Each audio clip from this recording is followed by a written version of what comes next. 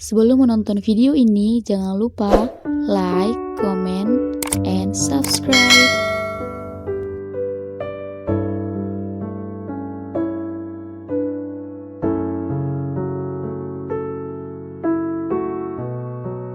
Shalom bagi kita semuanya. Pernahkah kita mendengar apa itu teladan? Apa yang kita pahami? Dan apakah kita sudah menjadi teladan? Sebagai seorang muda, mungkin kita merasa takut dan minder, dan karena usia kita, orang lain menganggap kita sebagai orang yang tidak pantas untuk melakukan hal yang berbau dewasa. Nah, bahkan ketika kita hendak menyebarkan Injil kepada mereka, seringkali itu terasa begitu sulit karena kita dianggap terlalu muda dan belum dewasa, sehingga kita tidak sepenuhnya bisa dipercaya. Saudara-saudara yang terkasih, Rasul Paulus menuliskan sepucuk surat yang ditujukan kepada Timotius karena ialah yang Paulus percayakan untuk melanjutkan pekerjaan pelayanannya.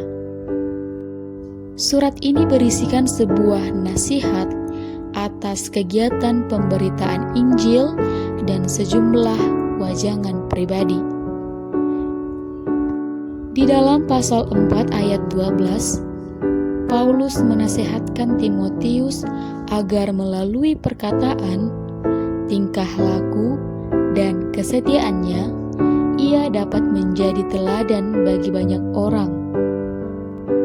Timotius bisa menjadi seorang pribadi yang berintegritas baik, setia dan sanggup mengaplikasikan firman Allah dalam hidupnya sehari-hari, sehingga tidak ada alasan bagi orang lain untuk memandangnya rendah karena dirinya masih muda. Kita dapat membuka Alkitab kita di 1 Timotius 4 ayat 12. Janganlah seorang pun menganggap engkau rendah karena engkau muda. Jadilah teladan bagi orang-orang percaya dalam perkataanmu, dalam tingkah lakumu, dalam kasihmu, dalam kesetiaanmu, dan dalam kesucianmu. Sebagai seorang Kristen yang muda atau seorang Kristen yang dewasa, satu hal yang dapat kita pelajari dari nasihat Rasul Paulus kepada Timotius, bahwa sekalipun kita masih muda, kita dapat hidup begitu rupa sehingga layak menjadi teladan bagi orang lain. Hal ini bisa terlihat dalam sikap kita membuka diri melalui cara kita berbicara dan bertingkah laku. Sudahkah kita mengeluarkan perkataan yang membangun orang lain? Marilah kita belajar menjadi seorang muda yang dapat menjadi teladan di dalam perkataan, tingkah laku, dan kesucian hidup. Kita bisa mulai dari perkataan kita yang kita miliki, dan milikilah perkataan-perkataan yang penuh kejujuran, dapat membangun dan dapat dipercaya.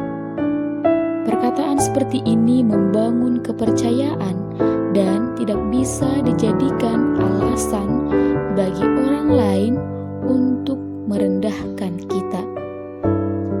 Dan yang paling utama, kiranya kita memuliakan Allah di dalam percakapan kita dengan mengetahui bahwa Dia mengetahui setiap kata dan pikiran yang ada sebelum semua itu kita utarakan. Saudara-saudara yang terkasih, demikianlah renungan kita pada hari ini. Mari bersyukur dan selamat beraktivitas.